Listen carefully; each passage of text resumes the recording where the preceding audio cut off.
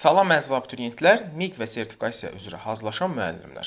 Bugünkü mövzumuz yeni 6-cı sinif Azərbaycan tarixinə əsasən hazırlanmış Tunc dövrüdür. İndi isə keçək vaxt itirmədən mövzumuza.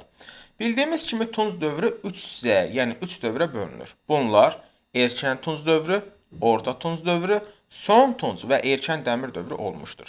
Ümumilikdə isə Azərbaycanda Tunc dövrü eramızdan əvvəl 4-cü minilliyin ikinci yarısından başlamış, eramızdan əvvəl 2-ci minilliyin sonuna qədər davam etmişdir. İndi isə başlayaq Tunc dövrünün ilkin mərhələsinə, yəni erkən Tunc dövrünə. Erkən Tunc dövrü eramızdan əvvəl 4-cü minilliyin ikinci yarısından başlamış, eramızdan əvvəl 3-cü minilliyin sonuna qədər davam etmişdir. Bu dövr Kiraraz mədəniyyət dövrü adlandırılır və bu dövrdə, yəni erkən Tunc dövründə yaşayış məskənləri əsasən çay kənarında və mühafizə olunan təpə üzərində qurulurdu. Artıq bu dövrdə ana xaqanlığını ata xaqanlığı ilə əvəz olundu. Bundan əlavə olaraq erkən Tunc dövründə bir neçə qohum qəbilənin birləşməsindən tayfalar yarandı. Birinci böyük ictimai əmək bölgüsü baş verdi, əkinçilik və maldarlıq bir-birindən ayrıldı. Toxa əkinçiliyi xış əkinçiliyi əvəz etdi. Tunc alətlərdən və tunc oraqlardan istifadə etdilər. Bu dövrdə, yəni erkən Tunc dövründə süni suvarma şəbəkələri yaratdılar. İnsanlar artıq dağlıq və dağətəyi hissələrdə məskunlaşdılar və yaylaq, yəni bildiyimiz yaylaq-qışlaq maldarlığı yarandı. Və bu dövrdə zəhmət olmasa bu hissəyə diqqət eləyək. Erkən Tunc dövründə yeni heyvan növləri əhəlləşdirildi. Qoşqu heyvanlarından və atdan minik vasitəsi kimi istifadəyə başlandı. Buna əlavə olaraq erkən Tunc dövründə dulusçuluq inkişaf etdi və insanlar artıq dulus çarxından istifadə etməyə başladılar. Bu dövrdə tayfalar öz ərazilərini müdafiə etmək üçün hasar çəkir və möhkəmləndirirdi. Hətta bəzi yaşayış məskənləri qalın müdafiə divarları ilə mühafizə olunurdu. Erkən Tunc dövründə sosial bərabərsizlik, əmlak bərabərsizliyi meydana gəldi. Tayfanın varlı üzvlərini təntənə ilə dəfn edir, kurqanlar inşa edirdilər. Bu dövrdə, yəni erkən Tunc dövründə ibadət evləri inşa olunurdu və zəhmət olmasa müasir Azərbaycan Respublikası ərazisində yerləşən bu ibadət evlərinin hər birinin yerinə diqqət edək. Həmin ibadət evləri bunlardır: Xaçmazda Sərkərtəpə, Qazaxda Baba Dərviş, Naxçıvanda isə Birinci Gültəpə və Maxda. İndi isə keçək Orta Tunc dövrünə. Eramızdan əvvəl 3-cü minilliyin axırlarından başlayan Orta Tunc dövrü 600 ilə yaxın davam etmişdir. Bu dövr boyalı qablar mədəniyyət dövrü adlanır və Orta Tunc dövründə əmlak və sosial bərabərsizlik dərinləşdi. Erkən Tunc dövründə yaranan tayfalar artıq bu dövrdə iri tayfa ittifaqları və yaxud birlikləri formasında meydana gəldi. Yeni məşğuliyyət sahələri olan bağçılıq, üzümçülük, şərabçılıq və bostancılıq yarandı. Bundan əlavə olaraq yaylaq-qışlaq maldarlığı və atçılıq da Orta Tunc dövründə inkişaf etdi.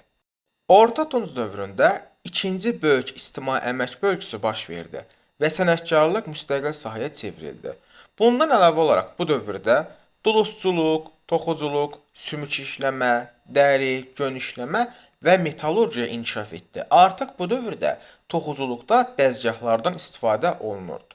Orta Tunc dövründə Azərbaycan tayfaları Qafqazın digər bölgələri ilə yanaşı Ön Asiyanın qədim mədəniyyət mərkəzləri ilə əlaqələr saxlamış və hazır əşyalar, xammal mübadilə edirdilər. Orta Tunc dövründə insanlar ovçuluq və balıqçılıqla da məşğul olurdular. Hətta qayaüstü rəsmlərdə heyvanlar aləmi, məişət və ov səhnələri təsvir edilmişdir. Bu dövrdə şəhər mədəniyyəti formalaşdı və ilkin şəhər mərkəzləri meydana gəldi.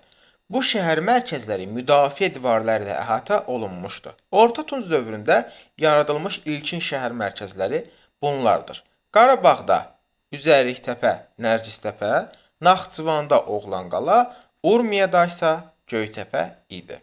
İndi isə gələk son Tunc erkən Dəmir dövrünə. Son Tunc erkən Dəmir dövrü eramızdan əvvəl 2-ci minilliyin ikinci yarısından başlamış, eramızdan əvvəl 1-ci minilliyin əvvəllərinə qədər davam etmişdi. Bu dövrdə 3-cü böyük ictimai əmək bölgüsü baş verdi və tacirlər qrupu sənətkarlardan ayrıldı. Ayaqla hərəkətə gətirilən duluz çarxından istifadə olundu. Artıq eramızdan əvvəl 1-ci minilliyin əvvəllərində dəmirdən geniş istifadə olunmağa başlandı. Bu dövrə aid Muğanda dəmir tiyələr və tunc dəstəkli qılınclar tapılmışdır. Bundan əlavə olaraq son tunc erkən dəmir dövründə taxıl tuncdan və dəmirdən hazırlanmış oraqla biçilir, taxta vəllərlə döyülür və dən daşı ilə üyüdülürdü. Bildiyimiz kimi artıq erkən tunc dövründə atdan, minik və qoşqu vasitələri kimi istifadə olunurdu. Bu dövrdə isə, yəni son tunc erkən dəmir dövründə isə artıq dəvədən də minik vasitəsi kimi istifadə olunurdu. Son tunc erkən dəmir dövründə müdafiə tikililəri, yəni siklopik qalalar inşa olundu. Bu qalalar düşmən basqınlarından qorunmaq məqsədi ilə inşa olunmuşdu və bu qalalar yerləşir Naxçıvanda Çalxan qala, Gədəbəydə isə Arıqdam kəndində. Bundan əlavə olaraq son tunc erkən dəmir dövründə əkinçilik, maldarlıq və sənətkarlıqdan əlavə olaraq hərbi işdə əsas məşğuliyyət sahəsinə çevrildi. Bu dövrdə dini və hərbi rəhbərlik tayfa başçılarının əlində cəmləndi. Artıq son tunc erkən dəmir dövründə insanların dini inanclarında da bir sıra yeniliklər baş verdi. Belə ki, insanlar tayfa başçılarına, səma cisimlərinə, suya, meşəyə və heyvanlara sitayiş edirdilər. Bu dövrdə tayfa başçıları varlı insanlar nəhəng kurqanlara dəfn olunurdu və bu tip kurqanlar Azərbaycanda, Qarabağda Xocalı və Oğuzda Kərimdə tapılmışdır. Kurqanlarda tapılmış qiymətli əşyalar artıq mülki bərabərsizliyin dərinləşməsindən və ibtidai icma quruluşunun dağılmasından xəbər verirdi. Ən sonda isə artıq Azərbaycanda eramızdan əvvəl 2-ci minilliyin sonları, 1-ci minin əvvəllərində ibtidai icma quruluşu dağıldı.